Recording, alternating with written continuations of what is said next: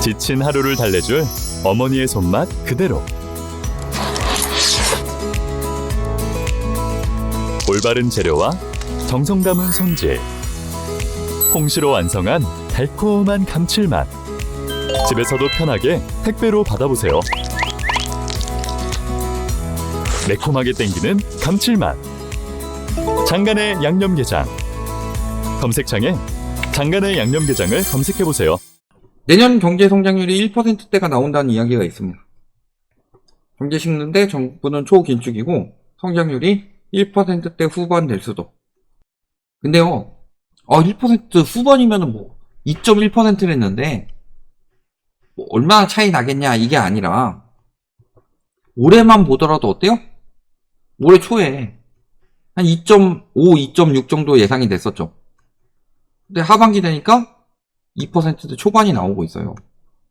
잠재 성장률도 2% 내외. 잠재 성장률이 우리나라가 굉장히 낮죠? 왜 낮아요? 인구가 감소하니까. 그래서 보니까 KDI가 올해 경제 성장률 전망값을 8월 2.5%에서 0.3%포인트 끌어내려서 2.2%까지 떨어졌다는 소리예요. 상저하고라고 그랬는데 상고하저죠. 경제 성장률 전망만 보더라도 상고하저예요. 경제가. 그리고 수정 경제 전망을 내놓은 한국금융연구원도 올해와 내년 성장률 전망값을 2.2%와 2.0%로 내놨다. 아니 근데 2.5, 2.1이었는데 올해는 많이 내리더라도 내년에는 조금밖에 안 내린다. 이런 식으로 2%는 유지하려고 지금 계속 이야기를 하고 전망을 저렇게 잡고 있어요. 정부가 말했던 거랑 똑같죠? 하반기엔 좋아질 거다. 그래서 내년엔 그래도 괜찮아질 거다. 요거 아니에요. 근데 저 2.0% 전망도 어떤 걸 전제로 했다? 트럼프 2기 행정부의 관세 인상 조치가 2026년부터 진행이 된다는 것을 전제로 했다. 즉, 내후년 전망이 아직 안 나왔지만 내년보다 내후년은 전망이 훨씬 더 안 좋을 거다. 근데 만약에 이 관세 인상이 더 빠르게 진행된다면 내년 성장률은 1%대 초중반으로 대폭 하향된다. 즉, 2026년에 경제 박살나는 건 이미 확정이 됐고 내년에 트럼프 정부의 움직임에 따라서 먼저 박살나느냐 아니면 내후년까지 버티고서 박살나느냐 이 차이인데 올해 경제가 혹시 좋다고 느끼시는 분 있어요? 첫 번째, 내수 경제는 작살났죠. 두 번째, 부동산 경제 좋다, 집값 올라간다, 슈퍼 사이클이다, 이런 이야기 했더라도 거래량은 반토막이고 4분의 3이 정책 대출이고 대출 많이 풀었다고 막아버리니까 바로 시장 안 좋죠. 전세 시장까지 같이 무너지고 있죠. 근데 내년은 올해보다 경제 성장률이 낮습니다. 내년에 정책 대출 55조 이야기가 나왔죠. 올해랑 비슷한 수준으로 푼다고 했을 때 내년에 정책 대출 55조에다가 기타 대출 한 40조 정도가 나오고 있죠. 근데요, 올해 4.7%로 잡은 겁니다, 명목을. 근데 내년에 경제 성장률 2%로 하향했죠. 물가 지금 이미 1%대죠. 이미 우리나라는 디플레이션에 진입하고 있습니다. 그럼 내년에 명목 경제 성장률은 3%대로 나올 가능성이 굉장히 높죠. 그러면은 3%대로 대출을 푼다면요.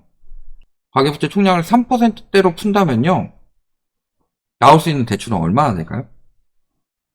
문제는 경제가 정체된 상황에서 부채까지 높기 때문에 부채로 부양하는 것도 쉽지 않다는 거죠. 왜?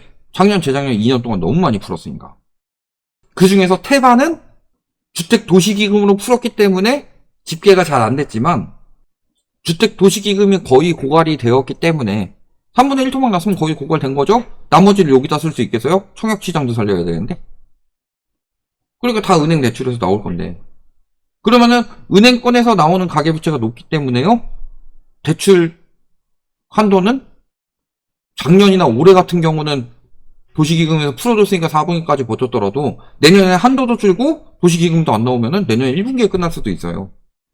소비자 물가 상승률도 내년에 1.6% 잡고 있잖아요.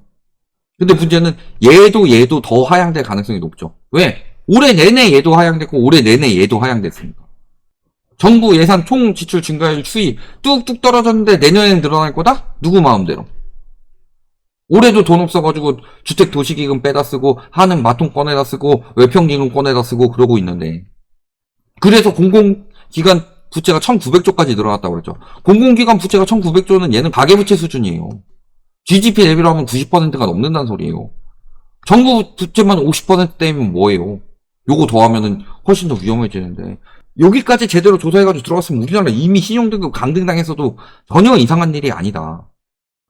근데 문제는 가장 핵심적으로 취업이 돼야 될 사람들, 사회초년생인 20대나 그 다음에 경제 허리인 40대의 취업자 수는 줄고 있죠. 그러면 다 늘어난 게 60대 이상이죠. 취업자 수만 늘면 뭐예요? 일주일에 5시간만 일해도 취업자 수에 들어가죠. 하루 8시간씩 주 40시간 일하는 사람들 거를 일자리를 싸게 먹히게 하려고 8개로 나눠가지고 박봉 주면서 8개로 나눠가지고 60대 이상 고용해봐요. 취업자 수가 8배로 늘어났으니까 좋은 일이에요? 그러니까 당연히 돈은 안 되고, 여기에 소득과 부의 양극화가 확대되고 있고 소비 부진도 이어지고 있죠. 뭐 양극화가 확대돼서 소비 부진의 또 다른 이유다. 물론 마찬가지죠. 왜? 양극화가 확대되는 이유는 왜 확대가 될까요? 근로소득을 천시하고 불로소득을 장려하니까. 그래서 제가 말씀드린 게 뭐예요? 왜 자꾸 부동산 세금을 깎냐? 부동산 같은 불로소득은 근로소득 대비로 세금을 강하게 때려줘야지 투기에 대한 열망이 식어드는데, 특히 양도세 중과 보유세 이런 것들이요, 다음 정부에서 풀어줄 거라는 생각이 들면 사람들이 부동산을 붙들고 늘어지게 돼 있는데, 부동산을 붙들고 늘어져서 부동산 거품이 쌓인 나라 중에 잘된 나라를 요식구 찾아봐도 없다. 양극화가 심해지는 이유는요, 불로소득에 세금이 안 붙어서 양극화가 심해지는 거예요. 불로소득에 세금이 안 붙는 것이 내가 성공할 수 있는 유일한 방법이라고 사람들을 가스라이팅 시키고 있다니까요.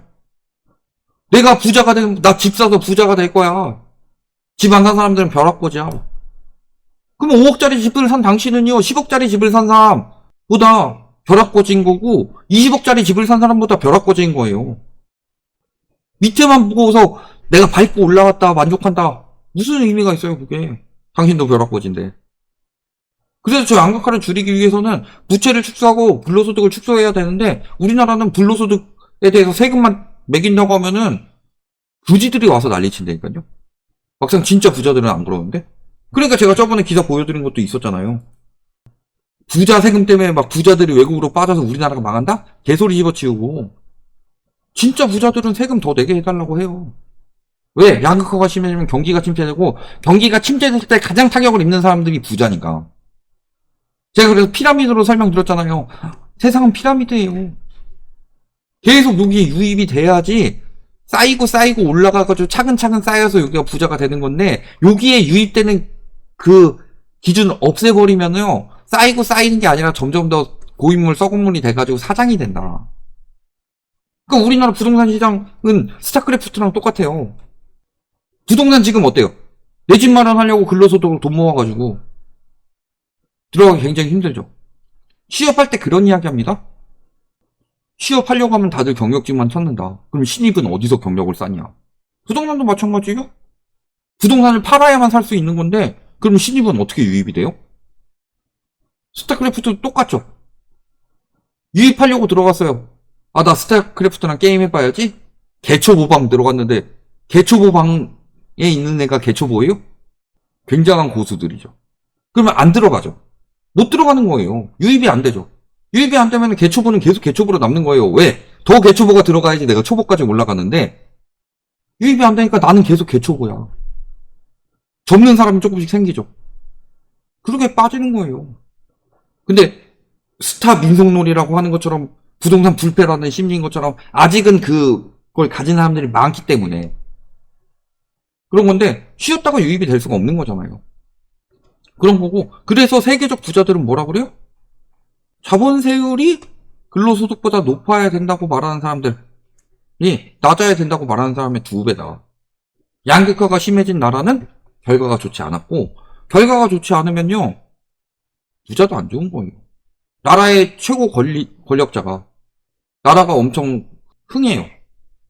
그럼 왕이 더 많이 처먹죠. 근데 나는 최고 권력자고 나는 계속 너네를 뜯어 먹을 거야. 그러면 북한 같은 나라가 되는 거잖아요. 김정은은 살이 아직 뒤룩뒤룩 찌고 있고 북한 주민들은 굶어 죽어가고 있지만 그것마저도 못 버틸 만큼 더 붕괴가 되면은 맞아 죽는 놈은 김정은이 되지 않겠어요? 그런 거라서 그런 것들이 문제가 되는 거고 그래서 부진한 내수 전망이 내년 소비자 물가 상승률 1.6%. 와 이미 우리나라는 물가 상승률 목표에 도달을 하고도 남았죠. 하고도 남은 정도가 아니라 이제 디플레이션이다. 디플레이션. 물가 상승률이 굉장히 낮은 나라는 좋은 나라일까요? 안 좋은 나라일까요? 물론 그 전에 누적 물가 상승률이 높으니까 물가 상승률을 낮춰가지고 천천히 맞춰가면 좋겠다. 이거는 계획대로 된 게 아니고 저런 식으로 디플레이션이 일어나서 생겨난 나라들 일본 같은 경우가 디플레이션이 오랫동안 됐으니까 잃어버린 30년이었죠. 그래서 이런 부분에 대해서 이야기하면요. 멈추게 만드는 마법의 단어가 있습니다. 네가 누리지 못했으니까 그런다. 네가 그지라서 그런다. 이런 식으로 몰아붙이든가. 아니면은 지만 잘 되려고 남들 그지 만들면서 남들 투자 못하게 하고 지만 돈 벌려고 그런다. 이런 식으로 그냥 일축해버리잖아요. 분석에 대해서 반박을 못하고 맨날 메신저만 공격하고 있어. 근데 언제 그런 여론들이 강해진지 알아요? 지들이 진짜 그지 될 것 같을 때. 집값은 막 2배로 뛰어가지고 난 2배 부자가 되었다 하는데 집은 팔리지 않고 원리금은 늘어나고 경제가 안 좋아서 버는 돈은 줄어들고 그래서 밥 먹던 거 라면 먹고 있는데 나는 부자 됐어 하고 팔리지도 않는 집 가지고 심리적으로 위로받고 있으면 그게 무슨 의미가 있냐. 그러니까 다들 그것만 붙들고 있고 공급은 넘쳐나는데 가격은 안 내리죠. 수요 공급의 논리인데 공급은 넘쳐나는데 가격이 안 내릴 거라고 자꾸 가스라이팅 시키니까 가격 안 내리고 버티고 있죠. 그러니까 경제가 이 모양인 꼴이지. 거기에 이용당하면서 가격 천천히 내리도록 만들어가지고 가격 안 내리도록 만들어가지고 조금 더 싸게 팔고 빠져나가는 인간들이 돈 벌고 있는 거예요. 그러니까 다주택자들은 줄고 1주택자들이 늘어나지. 근데 내가 당했다고 인정하기 싫거든. 예전에도 막 뉴스 같은 데서 사기친 거 나왔어요. 사기꾼들 잡아가야 되지 않냐? 취재하는데 그렇게 이야기하니까 뭐라고 그러는지 알아요? 아직 믿고 싶다 그래요. 내가 사기 당했다는 걸 인정하고 싶지 않아요. 그러니까 사기꾼 유튜버들이 흥하는 거지. 이게 다 지금 나타나고 있는 거다. 그러니까 17개국의 삶의 가치를 물었을 때 물질적 행복을 1위라고 뽑은 나라는 유일하게 한국뿐이었다. 왜냐면 경제가 나쁜 상황이라고 인식하고 있기 때문에. 그리고 노동에 대한 가치 태도는 후진국으로 나오고 있는 이유가 이거다. 왜 우리나라 사람들만 굳이 그렇겠냐? 왜 우리나라 사람들만 부동산 불패를 믿고 있겠냐? 여기까지 말씀드리겠습니다.